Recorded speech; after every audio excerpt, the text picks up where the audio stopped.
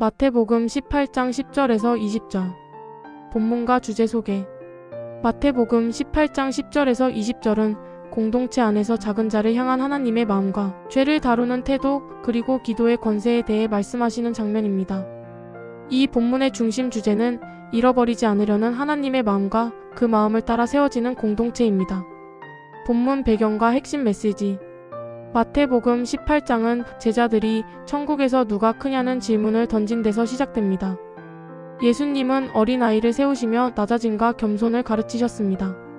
이어지는 10절에서 20절은 그 연장선에서 공동체 안의 작은 자 하나를 결코 가볍게 여기지 말라고 강조하십니다. 핵심 메시지는 분명합니다. 하나님은 한 영혼도 잃어버리기를 원하지 않으신다. 죄를 방관하지 말되 정죄가 아니라 회복을 목적으로 다루어야 한다. 주님의 이름으로 모이는 공동체에는 주님이 친히 함께 하신다. 본문 묵상. 1. 작은 자 하나를 향한 아버지의 뜻. 이 작은 자 중에 하나도 있는 것은 아버지의 뜻이 아니니라. 여기서 작은 자는 단순히 어린아이만을 의미하지 않습니다. 연약한 자, 넘어질 수 있는 자, 믿음이 미숙한 자를 포함합니다. 우리는 종종 영향력 있고 유능한 사람에게 더 마음을 씁니다. 그러나 하나님은 오히려 연약한 한 사람에게 마음을 두십니다. 목자는 99을 두고 한 마리를 찾아 나섭니다. 계산으로는 비효율적이지만 사랑으로는 당연한 행동입니다. 교회가 하나님의 마음을 담는다는 것은 숫자가 아니라 사람을 보는 것입니다. 죄를 다루는 공동체의 태도.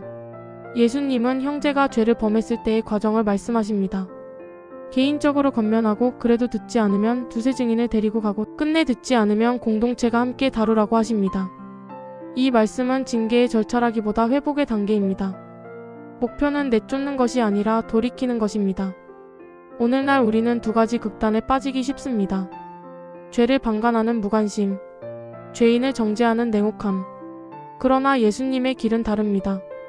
사랑으로 그러나 분명하게, 진리로 그러나 눈물로. 공동체는 서로의 구원을 끝까지 포기하지 않는 자리입니다. 3. 두세 사람이 모인 곳에 함께 하시는 주님. 두세 사람이 내 이름으로 모인 곳에는 나도 그들 중에 있느니라. 이 말씀은 단지 소그룹 모임을 위로하는 구절이 아닙니다. 공동체가 죄를 다루고 용서하고 기도하며 하나님의 뜻을 구할 때 그 자리의 주권자는 예수님이라는 선언입니다. 작은 모임이라도 인원이 적어도 세상의 기준으로 보잘것없어 보여도 주님의 이름으로 모인 곳은 거룩한 자리입니다. 교회의 힘은 규모가 아니라 임재입니다. 오늘의 묵상 정리. 마태복음 18장 10절에서 20절은 우리에게 세 가지 질문을 던집니다. 1. 나는 작은 자를 얼마나 귀히 여기고 있는가? 2. 나는 공동체 안에서 죄를 사랑으로 다루고 있는가? 3. 나는 두세 사람이 모이는 기도의 자리를 얼마나 사모하는가? 하나님은 한 영혼을 포기하지 않으십니다.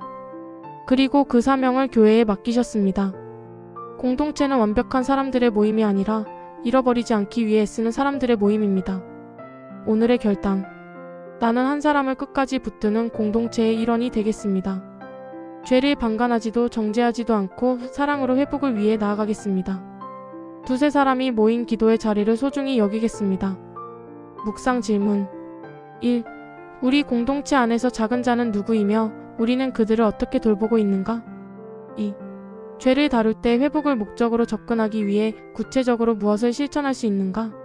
3. 두세 사람이 모이는 기도의 자리를 활성화하기 위해 내가 먼저 할 수 있는 한 가지는 무엇인가? 구독과 좋아요는 다음 영상 제작에 큰 힘이 됩니다.